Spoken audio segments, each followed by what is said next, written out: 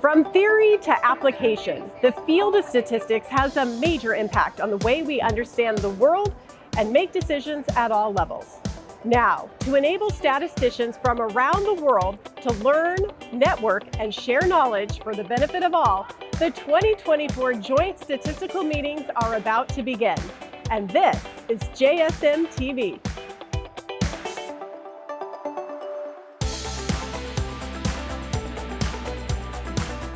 Hello and welcome to the Oregon Convention Center, located right here in the heart of Portland. I'm Nicole Sanchez, and we're so excited to bring you our first episode of JSM TV, here from one of the largest statistical events in the world. We'll be bringing you 3 packed episodes covering everything from sports analytics to informing public health policy. The latest figures are in the past few years, we've seen something on the order of 300 drug applications with some sort of AI ML components. On our first show, we'll dive into all things AI, including a close look at the machine learning algorithms behind drug development. We are in Portland, Oregon, and we are having the Joint Statistical Meetings where all the statistician data scientists are coming together to network and collaborate with one another and have workshops and sessions. And we'll hear from some first-time attendees as they set forth on what might be the most valuable week of their career. Statistics is a science which has applications in virtually all disciplines. JSM TV also got a chance to travel the country to find out what's happening within some of our top research groups in our JSM TV film series.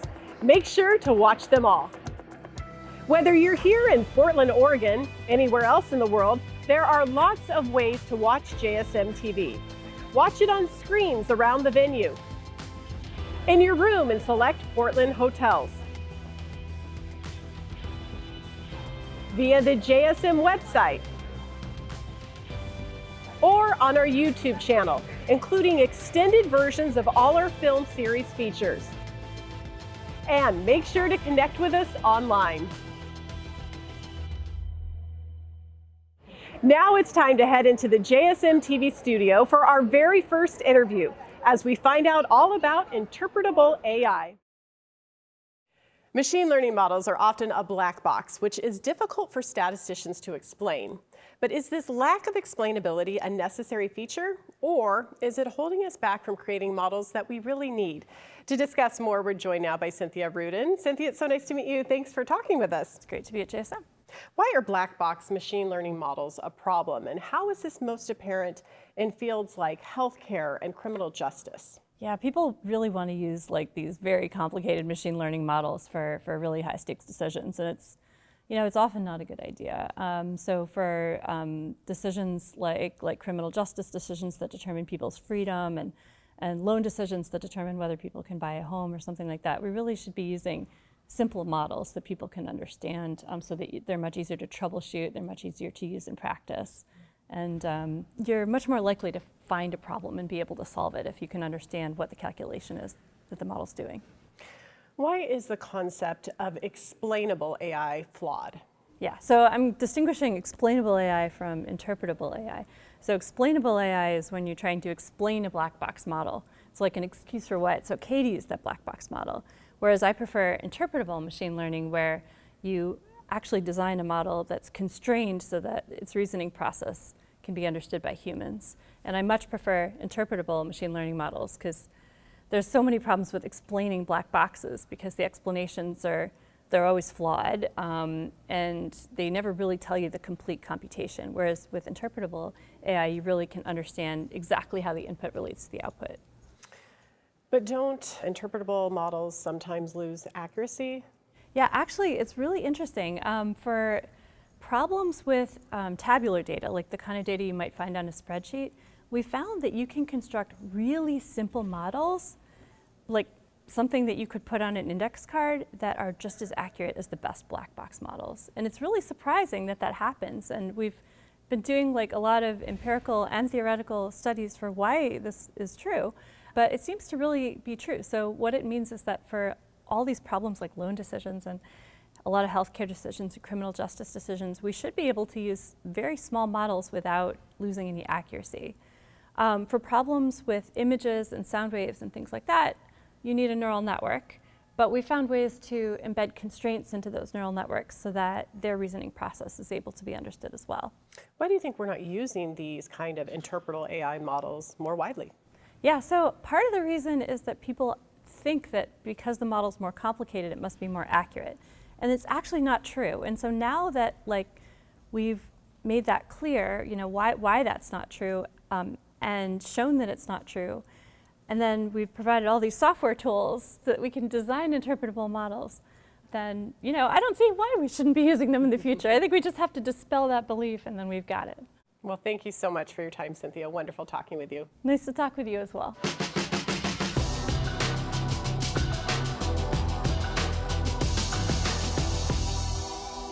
A lot to learn there, and hopefully an exciting way forward for better AI models. Now, in the first of our JSM TV features, let's take a look at how Columbia University's Department of Biostatistics is combining traditional statistical methods with cutting-edge innovations like AI and machine learning.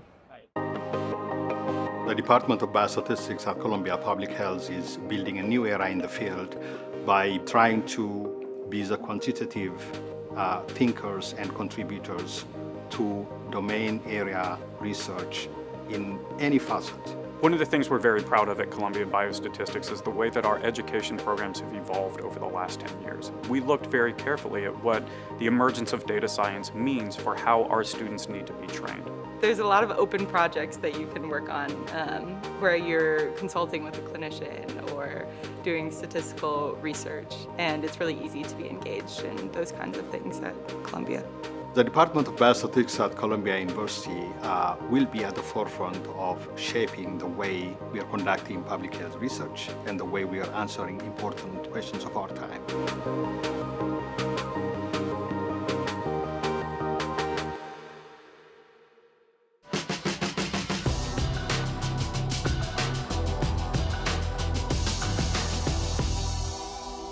It sounds like there's an exciting program at Columbia in biostatistics. Make sure to check out the extended version of that film on our YouTube channel. Now, coming to a meeting as big as JSM for the first time can be a little daunting. So we headed to the JSM First Time Attendee Orientation and Reception to hear how to navigate the event.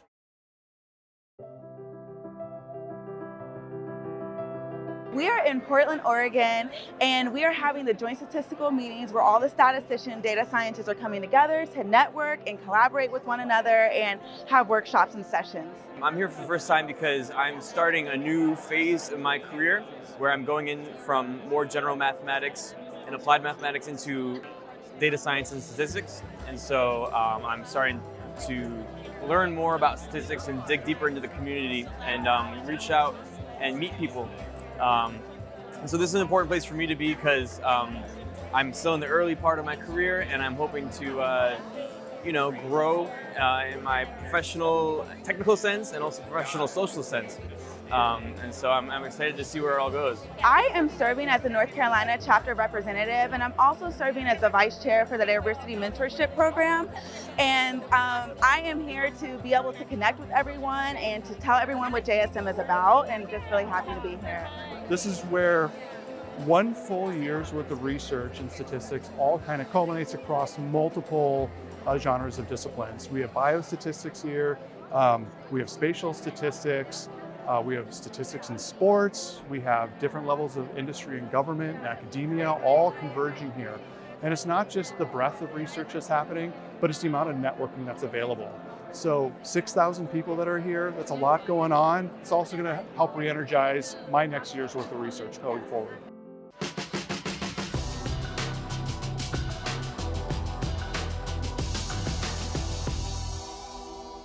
Huge amounts of data are essential in machine learning algorithms across a large number of application areas. Bringing this data together is a major challenge, but one statisticians are well equipped to solve. Joining us now is UC Irvine's Annie Chu to discuss her work in this area. Annie, thanks so much for joining us. Thank you, and very nice to meet you. Tell us, Annie, what's the scale of the challenge when trying to integrate all these different wide ranges of data and bringing them together? The challenge is very huge because we mentioned that we have a huge amount of data. So how can we get the most information out of this tremendous amount of data? So in a sense that we need a lot of computational power and storage. We also need a good statistical tool or machine learning tool to get better extraction of the data. So I think it's not an easy task, and it is extremely challenging. And you're going to be presenting at JSM this year. Very exciting. Will you give us a little bit of a preview what you'll be talking about? So the challenge is talking about the signal and noise ratio. That signal could be very, very weak in the data we collected. And the true signal might be masked by the noise data and also by the heterogeneity. And we have a lot of missing data. So we're dealing with maybe even 90% of data are missing. So can we extract important information out of this noise data and with a high heterogeneity? So our approach is try to get this called selective integrative learning, in a sense that we try to be selectively choosing the right data to integrate. That means we have to learn this, the other representation from other data and make it useful for this specific data we are studying. And just think about, we're studying different cancer. So one doctor studies stomach cancer, the other doctor studies brain cancer. How these two kinds of cancer data can be utilized to learn from each other. That there must be something we can share and borrow, and therefore we can improve our prediction power and enhance this accuracy and precision. Now let's talk about what areas do you see can be done for improvement in these areas that you hope to look for in the future? There are a lot of areas, almost every area you can imagine. And think about the mobile health data. I'm actually wearing this wearable device called Oura Ring, and it collects very rich data from me. Let's say measure my daily activity, my sleep quality, my heart rate, my stress level, right? And my temperature and my respiratory rate. This data information is very heterogeneous. Some people is a morning person, some person is an evening person. How can we integrate information, maybe discover some pattern is useful for everyone? So certainly medicine is useful, and also education. Just think about the different kids have a different learning ability, different habit of what's the best time they can focus better.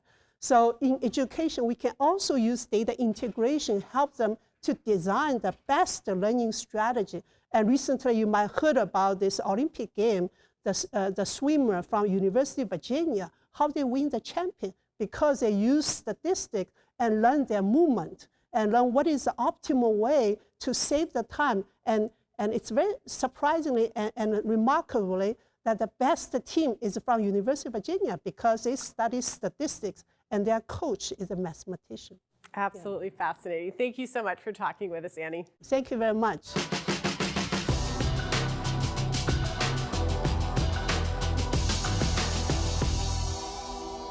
And another of our short features, let's go to Virginia now. The George Mason University Department of Statistics is dedicated to advancing the field of statistics through high-quality education, innovative research, and community engagement. Statistics is one of the hottest sciences right now because everyone has data, and statistics really is the science of the collection and analysis of data. Our department is unique due to its dynamic growth, being uniquely positioned in the College of Engineering and Computing and close to the nation's capital allows us to engage in cutting-edge research and impactful partnerships.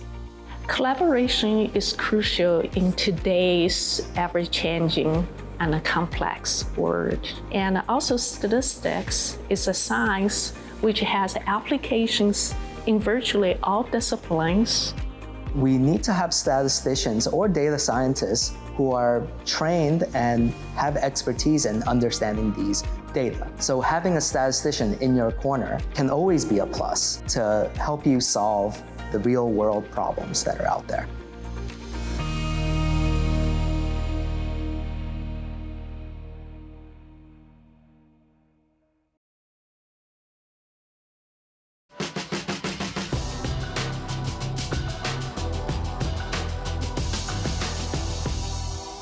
Statistics has an impact on a wide range of fields, and leaders in statistics often go on to make an impact in a lot of different areas.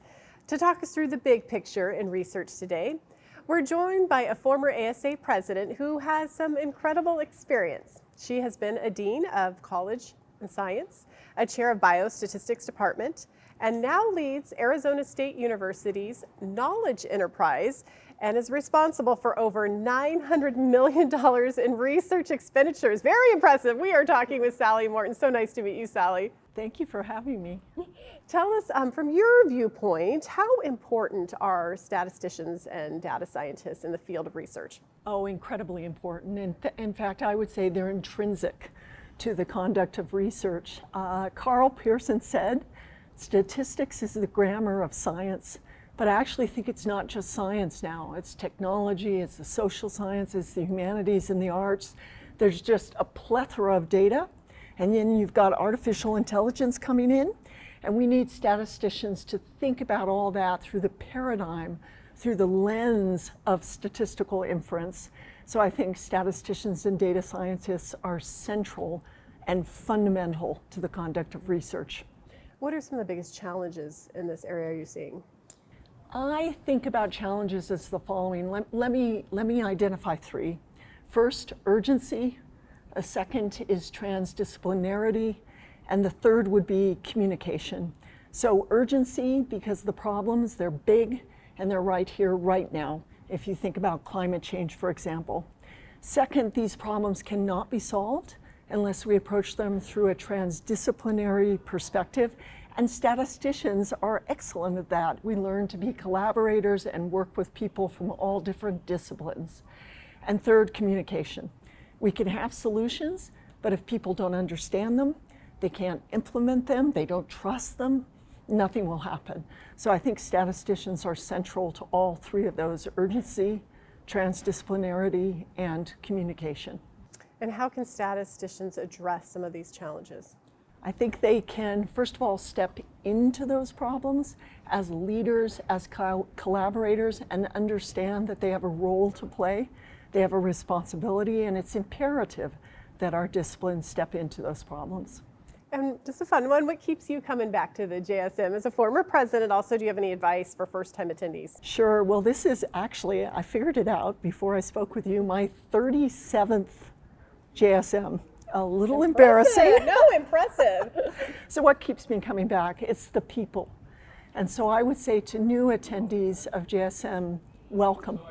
We're glad that you're here. You are the future of statistics.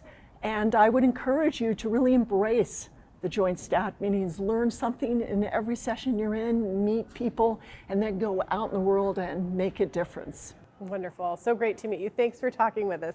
Thank you very much.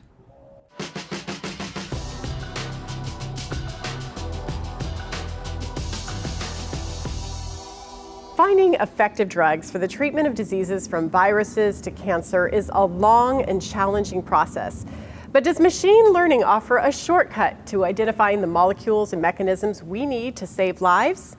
To discuss perspectives from academia and regulation, I'm joined now by the FDA's Spencer Hoppert and St. Jude Children's Research Hospital's Shang Chen. So nice to meet both of you. Thank you for talking with us. Nice to meet you.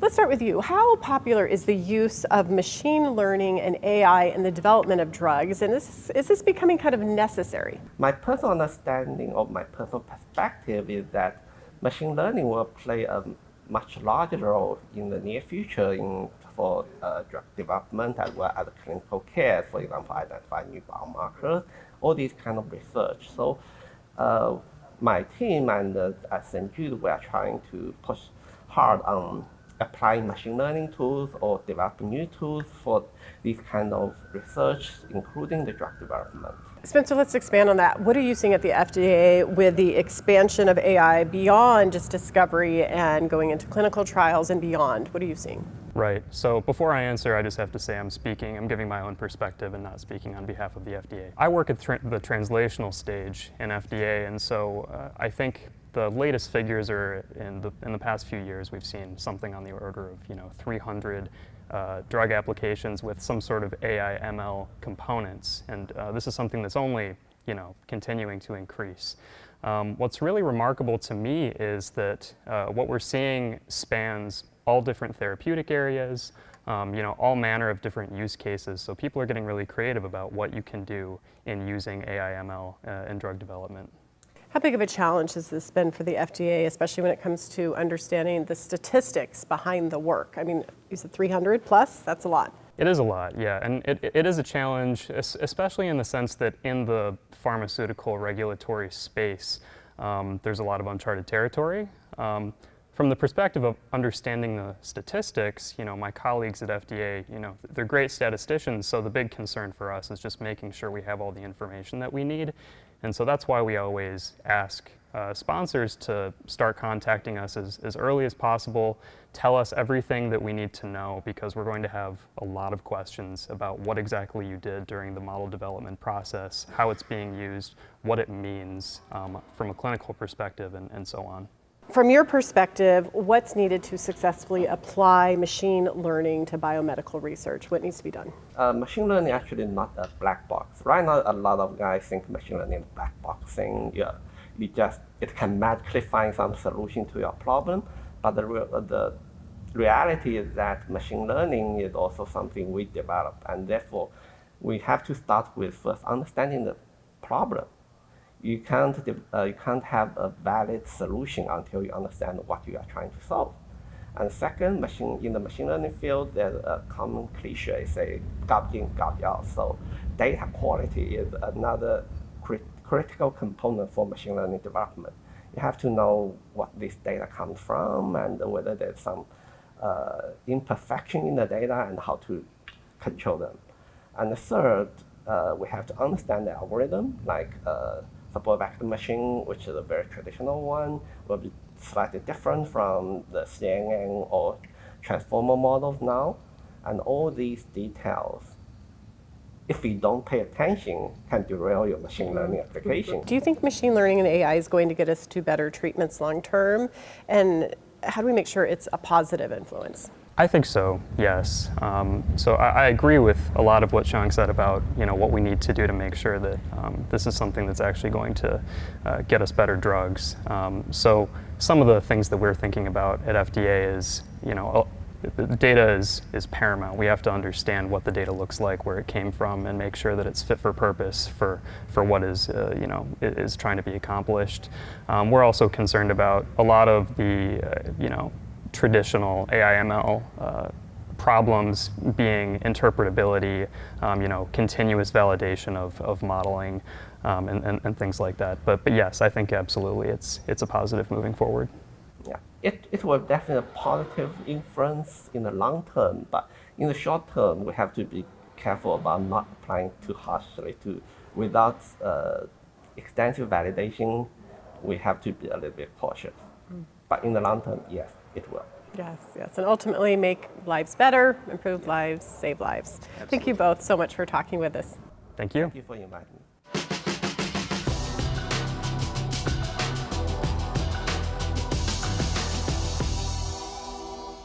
Really interesting work there, with statisticians playing an important role at all stages of drug development. Well, that's going to do it for our first show here in Portland, but we are just getting started. As all 5,000 plus attendees continue to gather and exchange ideas, we've got so much more to come. Tomorrow, we look closer at health, from how universities and organizations are using data to better help the unhoused, to new methods to preserve privacy when using health data. Until then, how can you watch it all? Whether you're here in Portland, Oregon, anywhere else in the world, there are lots of ways to watch JSM TV. Watch it on screens around the venue, in your room in select Portland hotels, via the JSM website, or on our YouTube channel, including extended versions of all our film series features. And make sure to connect with us online. Well, that's going to do it for this episode. We are JSM TV, and I hope you can join us tomorrow for another exciting episode.